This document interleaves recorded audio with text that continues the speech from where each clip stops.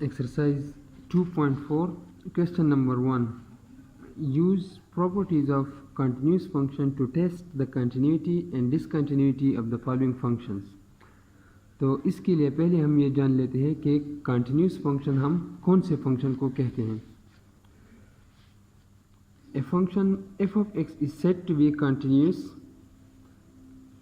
at a point C if f of c exists, limit x tends to c f of x exists, limit x tends to c f of x is equal to f of c. इसका मतलब ये है कि जिस point पे हम continuity check कर रहे हों वही पॉइंट अगर हम डायरेक्टली फंक्शन में पुट करें तो उसकी वैल्यू एग्जिस्ट होगी, मतलब कि वो उस वैल्यू के लिए डिफाइन होगा.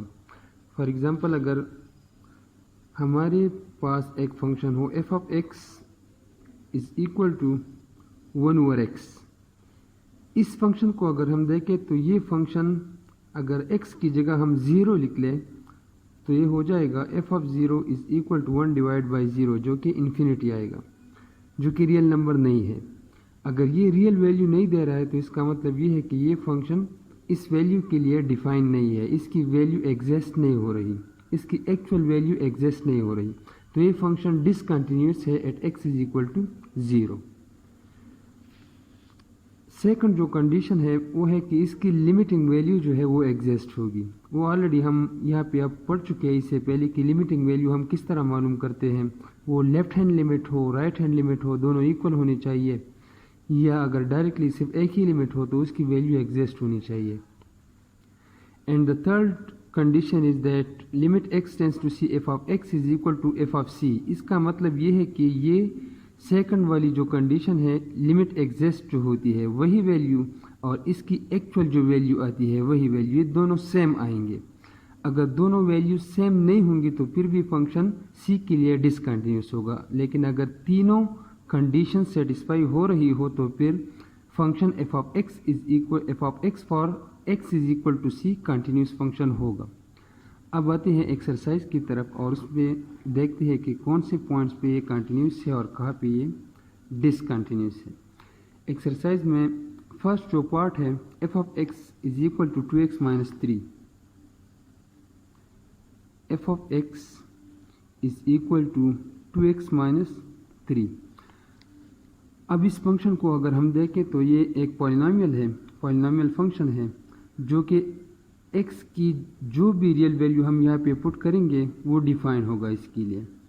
अगर एक फंक्शन इस तरह हो फॉर एग्जांपल कि f of x is equal to under the root x और इसमें हम नेगेटिव वैल्यू पुट करें, फॉर एग्जांपल -2 पुट कर लिया यहाँ पे या -4 पुट कर लिया, तो ये हो जाएगा -4 इन स्क्वायर रूट जो कि 2 आयोटा के बराबर है.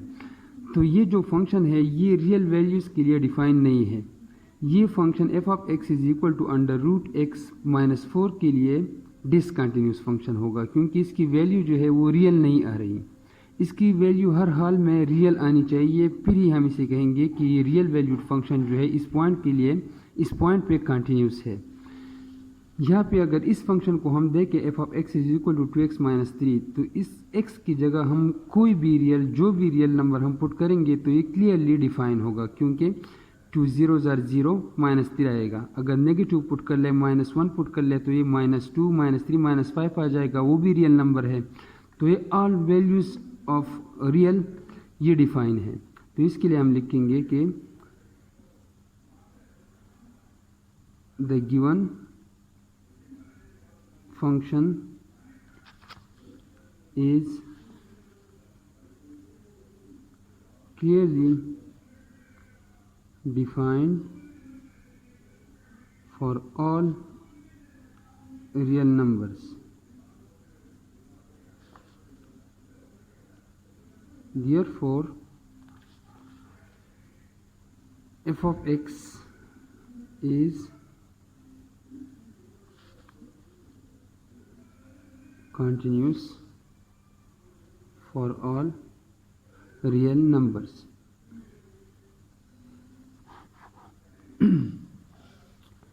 दूसरा जो पार्ट है h of x is equal to 2 divide by x minus 5. h of x is equal to 2 divide by x minus 5. अब इस फंक्शन को अगर हम देखें तो ये function 2 divide by x minus 5, अगर इस डिनोमिनेटर की वैल्यू 0 हो जाए तो ये हो जाएगा 2 डिवाइड बाई 0, जो कि अनडिफाइंड होगा, जो कि इन्फिनिटी होगा। रियल नंबर्स में वो वैल्यू नहीं होगी। तो फॉर रियल x, अगर x की वैल्यू 5 आ जाए, x इज इक्वल टू 5, तो ये हो जाएगा 5 माइनस 5 0, तो 2 डिवाइड बाई 0 इन्फिनिटी। इसका मतलब ये हुआ कि x इज इक्वल टू 5 पे ये फंक्शन डिसकंटिन्यूस है। हम हर एक फंक्शन में 2 पॉइंट्स चेक करेंगे।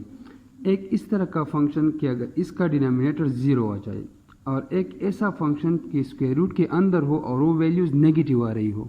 अगर वैल्यूज़ नेगेटिव आ रही है या डिनोमिनेटर में 0 आ रहा है तो उस पॉइंट्स पे फंक्शन जो है वो डिसकंटिन्यूस होगा, अदरवाइज फंक्शन जो है वो कंटिन्यूस होगा। यहाँ पे अगर हम देखें h of x is equal to 2 divide by x minus 5, if x minus 5 is equal to 0 हो जाए तो इसका मतलब ये है कि x की वैल्यू 5 होगी। फिर यहाँ से हमें पता चलता है कि कौन सी वो वैल्यू है जिस पे ये फंक्शन डिसकंटिन्यूस है। तो वो वैल्यू क्या है? वो वैल्यू है 5। x इज इक्वल टू 5 पे ये फंक्शन डिसकंटिन्यूस है क्योंकि इसका डिनोमिनेटर फिर 0 हो जाएगा। तो यहाँ पे हम लिखेंगे for x is equal to 5, h of x is not defined, या लिख सकते हैं कि डज नॉट एग्जिस्ट, या हम इसे कह सकते हैं कि एक्चुअल वैल्यू जो है वो एग्जिस्ट नहीं हो रही है। Therefore h of x is continuous for all x belongs to real numbers except 5। 5 के अलावा जो भी रियल नंबर है वो अगर हम यहाँ पे पुट करें तो कोई मसला नहीं होगा, इससे 0 नहीं होगा डिनोमिनेटर, या स्क्वायर रूट तो है ही नहीं। तो अगर 2 डिवाइड बाई एक्स माइनस 5 में हम x की जगह 5 पुट करें तो ये डिसकंटिन्यूस फंक्शन है, otherwise for all real numbers it is a continuous function.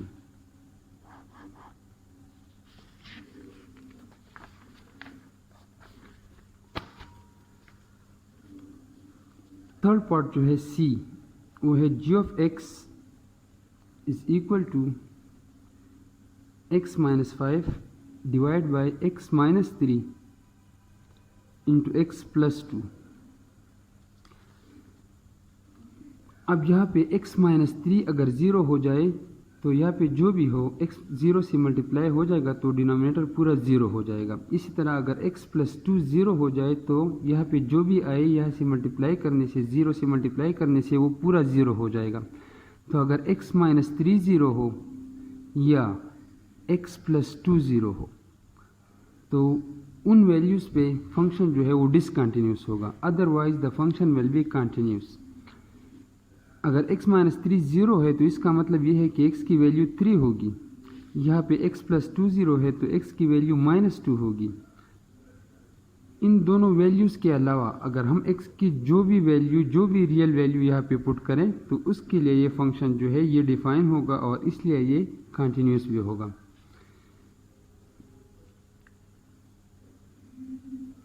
Given function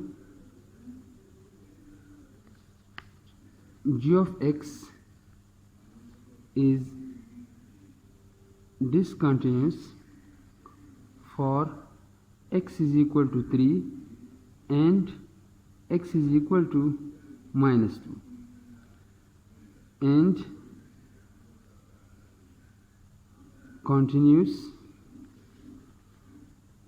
for all x belongs to real numbers except 3 and minus 2। 3 और माइनस 2 के अलावा ये फॉर ऑल रियल नंबर जो है ये फंक्शन कंटिन्यूस है।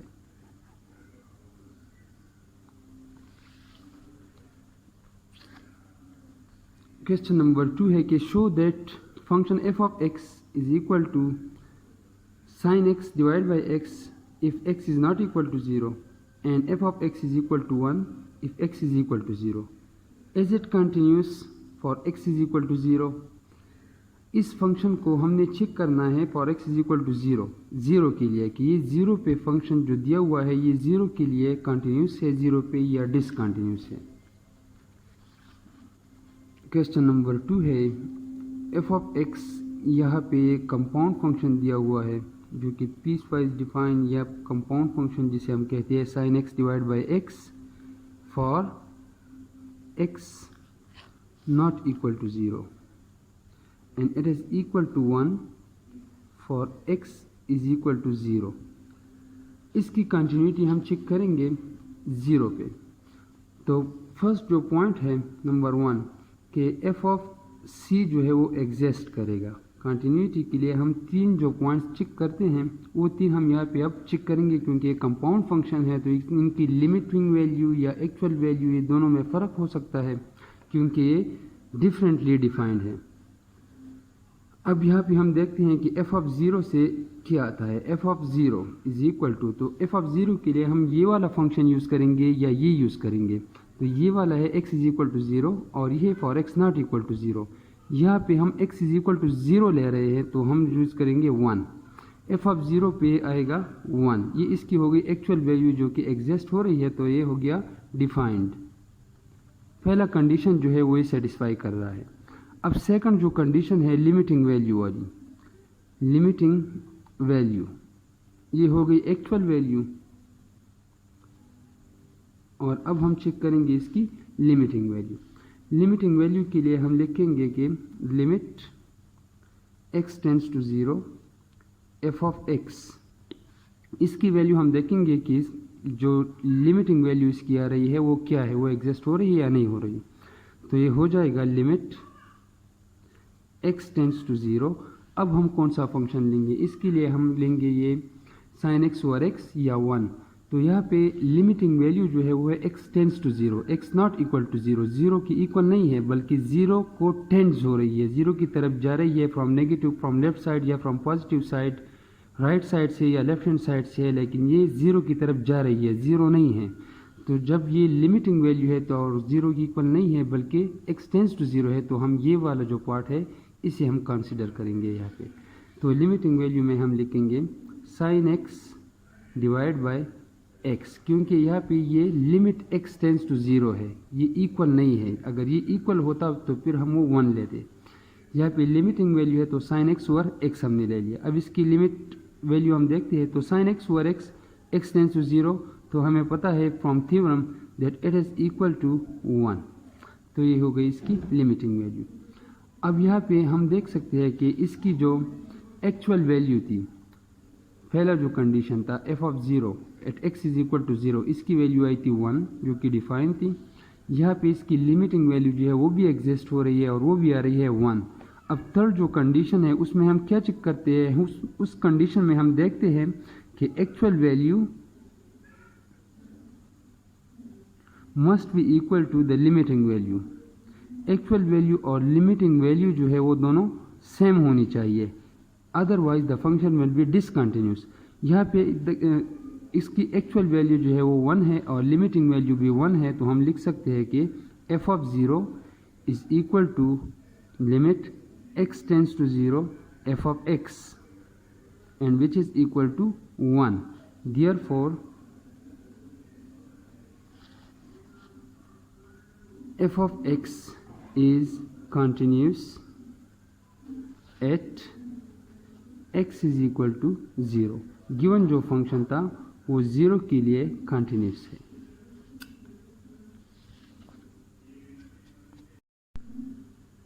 Question number 3 में है कि use the graph of the function g of x to answer the following questions.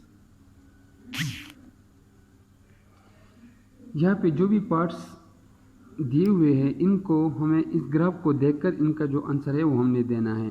First part A part जो इसमें है वो है कि इस g of x continuous on the open interval -1 2। ये फंक्शन जो है ये -1 से लेकर 2 तक इस ओपन इंटरवल में कंटिन्यूस है कि नहीं है। तो यहाँ पे अगर हम ग्राफ को देखें तो ये ग्राफ जो है वो क्लियरली कंटिन्यूस है, क्योंकि डिसकंटिन्यूस फंक्शन का ग्राफ जो है वो इस तरह स्ट्रेट जॉइनिंग लाइन नहीं बनाता। अगर हम देखें कि एक फंक्शन अगर इस तरह का ग्राफ दे रहा हो तो ये डिसकंटिन्यूस है। अगर इसे हम अलहदा सिर्फ इस कर्व को ले रहे हो तो ये तो कंटिन्यूस है, लेकिन अगर ये और ये दोनों साथ में एक ही फंक्शन के ग्राफ में है तो ये डिसकंटिन्यूस है। या इसकी जगह अगर ग्राफ इस तरह आ रहा हो कि यहाँ पे एग्जिस्ट हो रहा है, फिर यहाँ पे एग्जिस्ट हो रहा है, फिर यहाँ पे एग्जिस्ट हो रहा है, इसमें ब्रेक पॉइंट्स है, यहाँ पे ब्रेक है, तो इन ब्रेक्स की वजह से हम कहते हैं कि ये फंक्शन जो है कंटिन्यूस नहीं है। कंटिन्यूस फंक्शन वो होगा जिसका कर्व कंटिन्यूसली इसी तरह मूव कर रहा हो एक पॉइंट से दूसरे पॉइंट तक विदाउट एनी ब्रेक। तो यहाँ पे अगर हम इस क्वेश्चन में, इस ग्राफ में अगर हम देखें कि जी ऑफ एक्स फंक्शन जो है वो क्लियरली कंटिन्यूस ग्राफ दे रहा है, तो इस क्वेश्चन एफ का जो पार्ट है इसमें कहते हैं कि पूछ रहे हैं कि is g of x continuous on the open interval -1 2, तो इसका आंसर होगा कि yes, the function is clearly continuous in the open interval -1 to 2। B part है कि is g of x continuous from the right at x is equal to -1, is limit x tends to -1 from the right. यहाँ पे जो plus ऊपर लिखा हुआ है इसका मतलब है कि राइट हैंड लिमिट, कि हम 1 की तरफ जा -1 की तरफ जा रहे हैं, लेकिन फ्रॉम राइट साइड इस तरफ से अगर हम -1 की तरफ जा रहे हो तो इसकी वैल्यू जो है वो एग्जिस्ट हो रही है या वो इक्वल है एक्चुअल वैल्यू की या नहीं। तो अगर फंक्शन कंटिन्यूस है, हमें ग्राफ से पता चल रहा है कि ये कंटिन्यूस फंक्शन है, तो कंटिन्यूस फंक्शन अपने ऑल कंडीशंस को ज़रूर सेटिस्फाई करेगा। और कंडीशन क्या है? कंटिन्यूस फंक्शन की कंडीशंस ये हैं कि एक्चुअल वैल्यू जो है वो एग्जिस्ट होगी, डिफाइंड होगी, वो लिमिटिंग वैल्यू के इक्वल होगी। तो बी का भी आंसर है कि येस। सी में पूछ रहे हैं कि is g of x continuous from the left at x is equal to 2, limit x tends to 2, from left g of x is equal to g of 2। पहले ये पूछ रहे हैं कि इसकी जो वैल्यू है वो 2 पे कंटिन्यूस है, तो yes it is continuous at x is equal to 2। या हम देख सकते हैं कि 2 पे इसकी वैल्यू जो है वो कंटिन्यूस है। यहाँ पे लिमिटिंग वैल्यू और एक्चुअल वैल्यू इक्वल आएंगे, तो येस कंटिन्यूस भी है और इक्वल भी आएंगे, क्योंकि ये कंटिन्यूस फंक्शन का डिफिनीशन है कि उसकी वैल्यूज लिमिटिंग और एक्चुअल दोनों सेम होगी। डी पार्ट में है कि is g of x continuous on the close interval -1 to 2, तो -1 से लेकर 2 तक ये कंटिन्यूस फंक्शन है, तो इसका भी आंसर यही होगा कि yes, the graph is clearly showing that the function is continuous in the closed interval of -1 and 2. Similarly, in question number 4, use the graph of the function f of x to answer the following questions. Is f of x continuous on the open interval 0 3? तो 0 से लेकर 3 तक ये function continuous है, तो yes, it is continuous. B part है कि is f of x continuous from the right at x is equal to 0? At x is equal to 0 पे ये कंटिन्यूस है, तो लेफ्ट से हो या राइट से हो येस, लिमिटिंग वैल्यू और एक्चुअल वैल्यू दोनों इक्वल होंगी, तो इसका भी आंसर है कि येस, लिमिटिंग और एक्चुअल वैल्यू दोनों सेम ही आएंगी इसकी। C part is f of x continuous from the left at x is equal to 3। At x is equal to 3 हम अगर इसका कंटिन्यूटी चेक कर रहे हो तो ये लेफ्ट से हो या राइट से हो, लिमिटिंग वैल्यू इसकी सेम आएंगी, क्योंकि ग्राफ से पता चल रहा है कि ये कंटिन्यूस फंक्शन है, तो बाय डिफिनीशन इसका भी रिजल्ट, इसका भी आंसर जो है वो येस है। डी पार्ट जो है वो है कि is g of x continuous on the close interval 0 to 3, 0 से लेकर 3 तक ये इस क्लोज इंटरवल में ये कंटिन्यूस है कि कंटिन्यूस नहीं है, तो इसका भी आंसर है कि yes, the function is continuous in the close interval from 0 to 3। 0 से लेकर 3 तक ये ग्राफ जो है ये क्लियरली कंटिन्यूस फंक्शन है।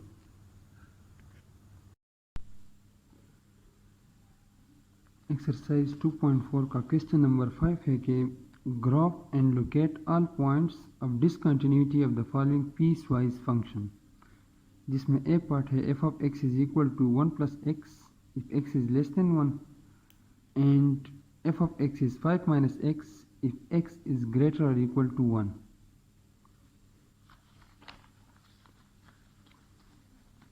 ये क्वेश्चन नंबर 5 ए पार्ट हो गया। F of x is equal to 1 + x if x is less than 1 and 5 - x if x is greater और इक्वल टू 1।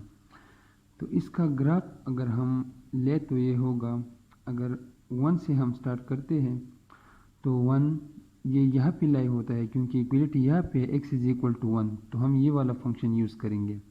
5 माइनस 1 तो ये हो जाएगा 4, तो 1 पे इसकी वैल्यू आ जाएगी 4, ये वाला पॉइंट। अब अगर 2 हम ले लें तो 2 भी ग्रेटर देन 1 है, तो ये वाला फंक्शन अगेन यूज़ करेंगे। 5 माइनस 2 तो ये हो जाएगा 3, तो 2 पे इसकी वैल्यू है 3। ये हम ग्राफ पे इसकी पॉइंट्स ले रहे हैं। अब अगर 3 हम ले लें तो 3 भी ग्रेटर देन 1 है, तो इसकी वैल्यू हो जाएगी 5 माइनस 3 जो कि 2 आता है, तो 3 पे इसकी वैल्यू हो गई 2। इसी तरह 5 पे 5 माइनस 5 ये 0 हो जाएगा, तो ये पॉइंट आ गया। 6 पे 5 माइनस 6 माइनस 1 आएगा, तो इसकी वैल्यू यहाँ, फिर 7 की यहाँ, फिर इसी तरह ये आगे बढ़ता जाएगा। लेकिन अगर हम इस ग्राफ में 0 की वैल्यू चेक करें यहाँ पे, तो 0 जो लेस देन 1 है, तो ये वाला फंक्शन यूज़ होगा। 1 प्लस 0 तो इसकी वैल्यू आ जाएगी 1, तो 0 पे इसकी वैल्यू है 1, 0 पे इसकी वैल्यू 1 हो गई। अब अगर हम माइनस 1 ले लेते हैं जो कि लेस देन 1 है, तो अगेन ये फंक्शन यूज़ होगा। 1 माइनस 1 तो ये हो जाएगा 0, माइनस 1 पे इसकी वैल्यू आ गई 0।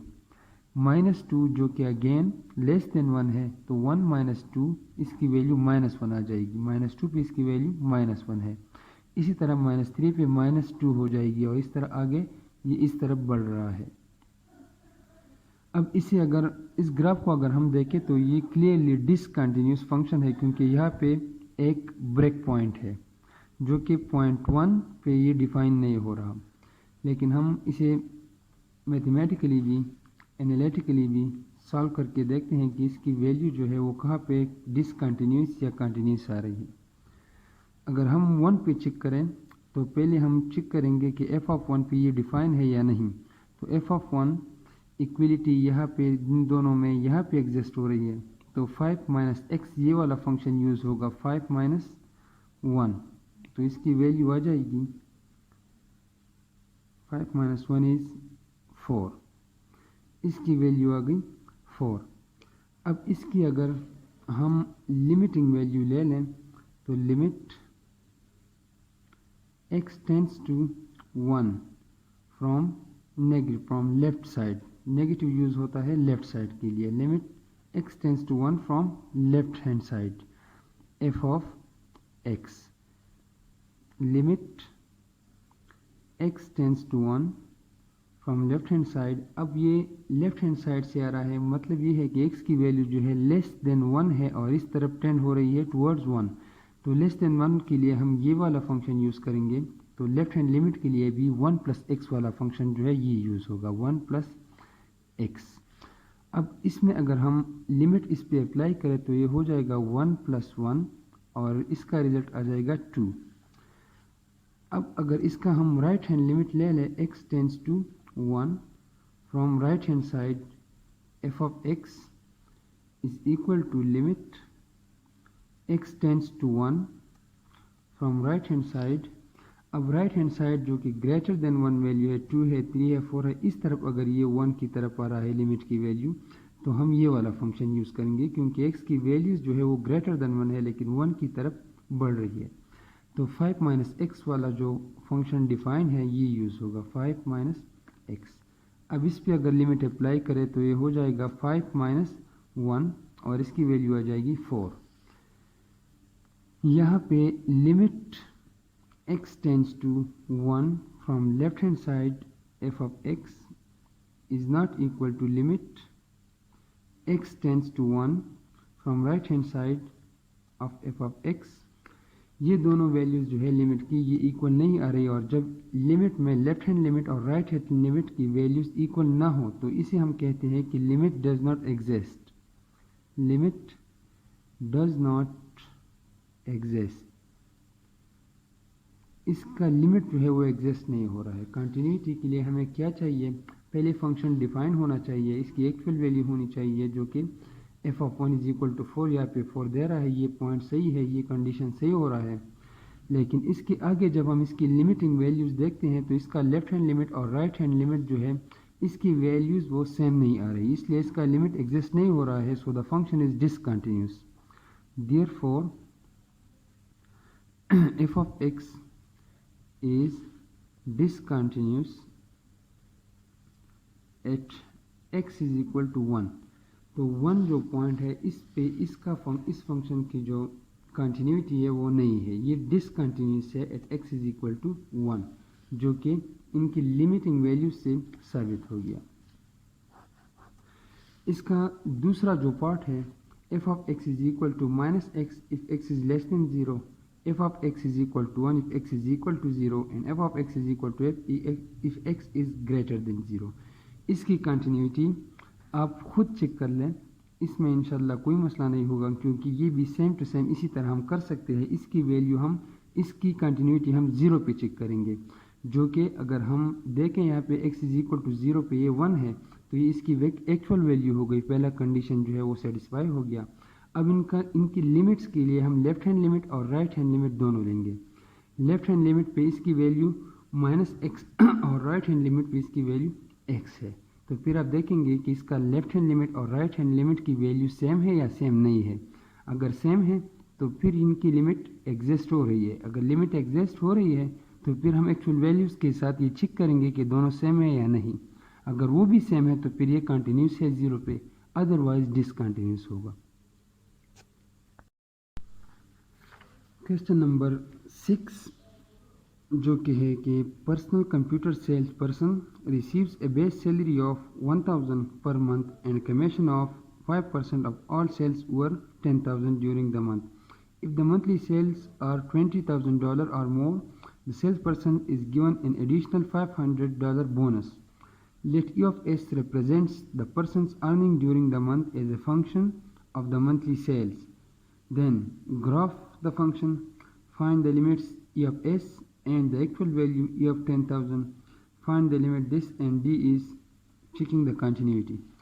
तो पहले हमने ये जो वर्ड प्रॉब्लम दिया हुआ है इसे हमने मैथमेटिकल इक्वेशन में या मैथमेटिकल फंक्शन में कन्वर्ट करना है। इसकी मैथमेटिकल मॉडलिंग करेंगे पहले।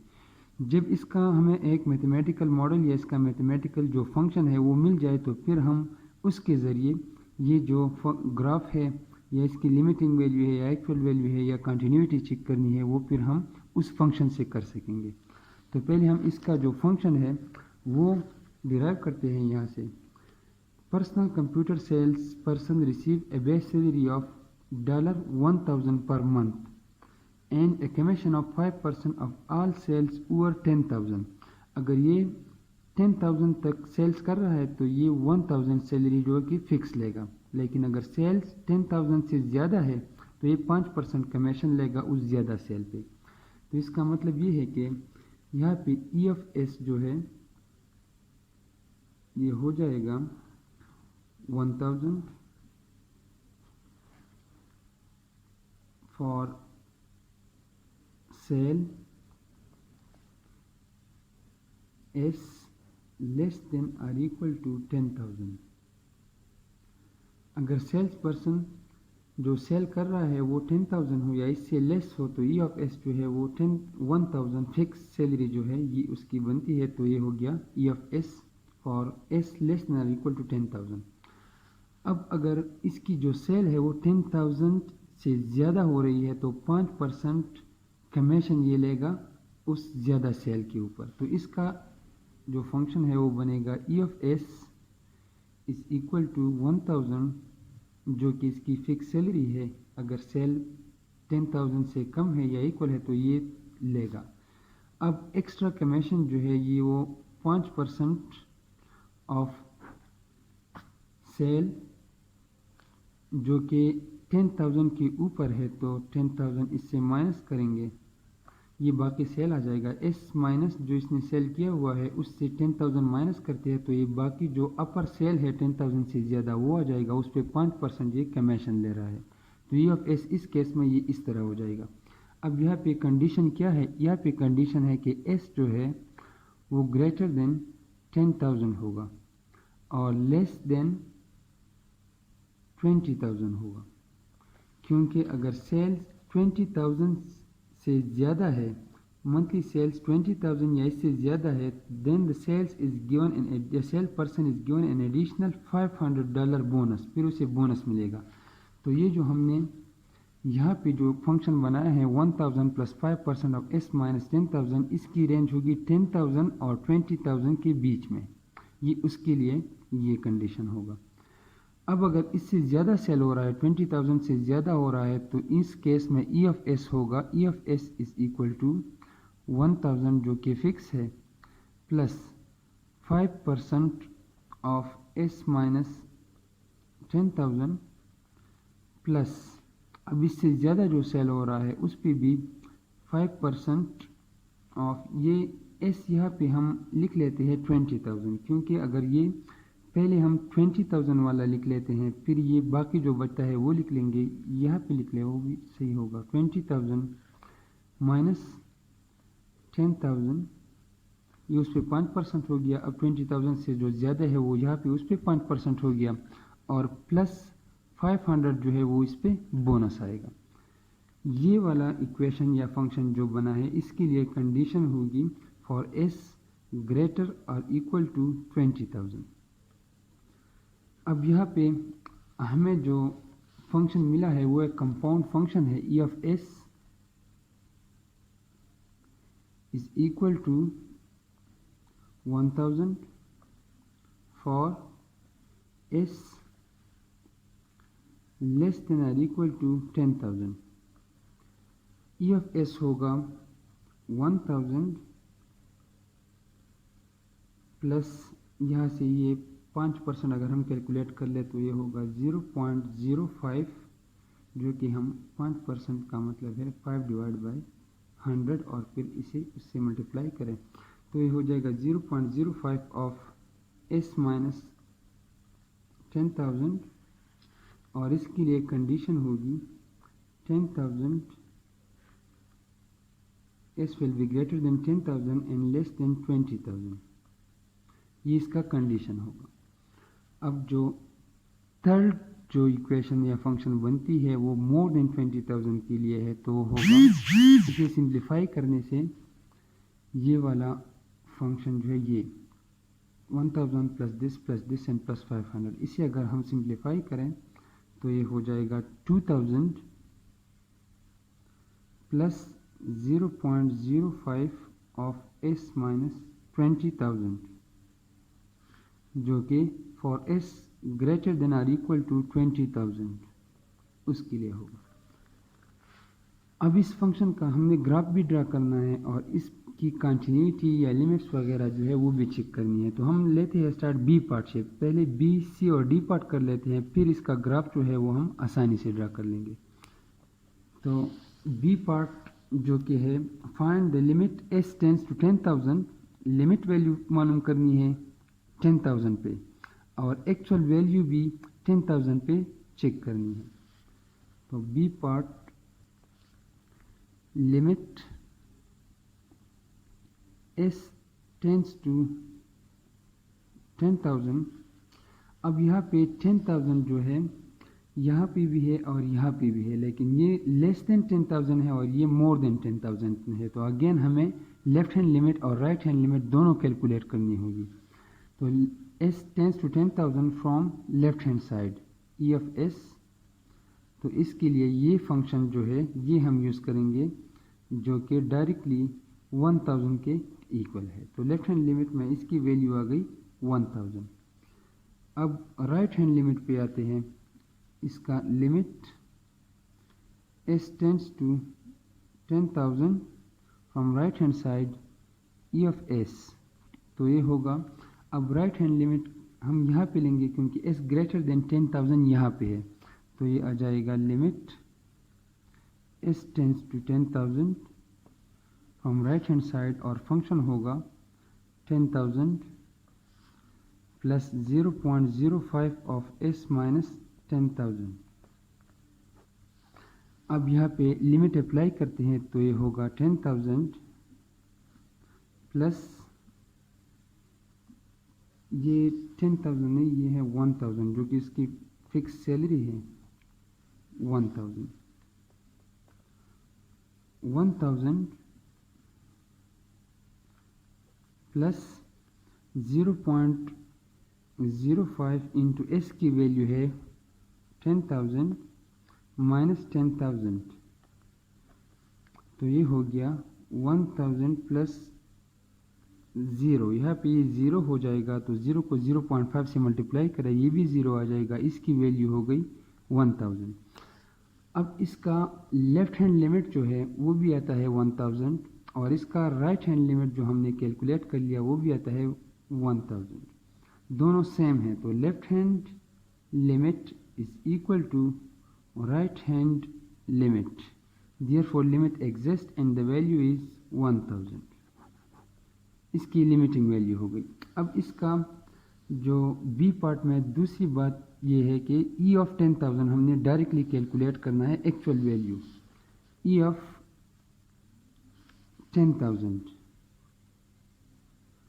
जो कि इक्वलिटी है, तो यहाँ पे इस फंक्शन में हमारे साथ जो हमारे पास इस फंक्शन में 1000 फॉर एस इक्वल टू 10,000 जो है वो डायरेक्टली 1000 की इक्वल है, तो ये फंक्शन हम ले सकते हैं क्योंकि इक्वलिटी यहाँ पे है, तो इसकी वैल्यू हो जाएगी 1000।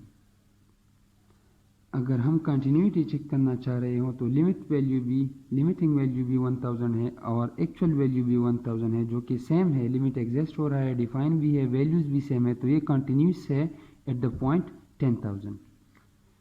अब आते हैं इसकी सी पार्ट की तरफ, जो कि है find the limit S tends to 20,000 E of S. Limiting value check करनी है इसकी 20,000 पे, और एक्चुअल वैल्यू ई ऑफ 20,000 भी चेक करना है यहाँ पे।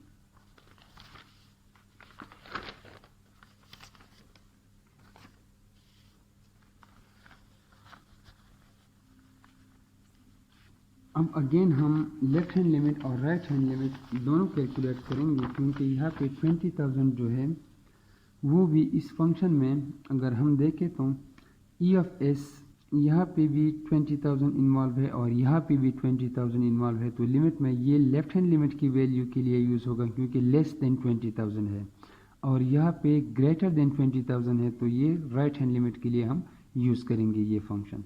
तो ये दोनों फंक्शन इन्वॉल्व है, तो लेफ्ट हैंड लिमिट और राइट हैंड लिमिट दोनों यूज़ करेंगे।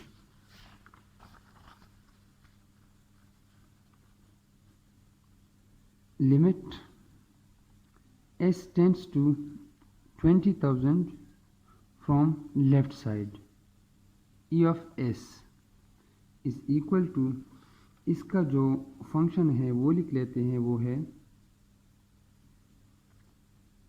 लिमिट हो गया। अब इसकी वैल्यू यहाँ पे limit s tends to 20,000 from left side, और इसकी फंक्शन की वैल्यू लिखेंगे यहाँ पे 1000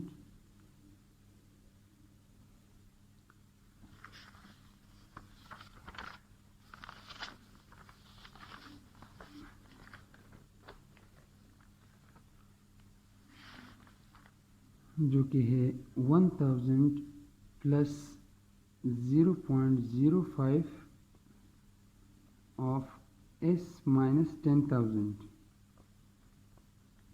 ये हो गई इसकी लेफ्ट हैंड लिमिट का फंक्शन। अब इसे अप्लाई करते हैं तो ये हो जाएगा 1000 प्लस 0.05 ऑफ 20,000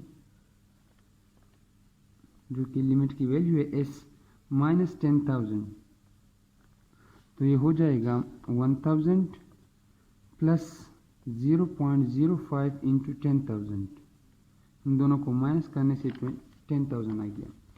अब इसे सिंप्लीफाई करते हैं तो ये हो जाएगा 1000 प्लस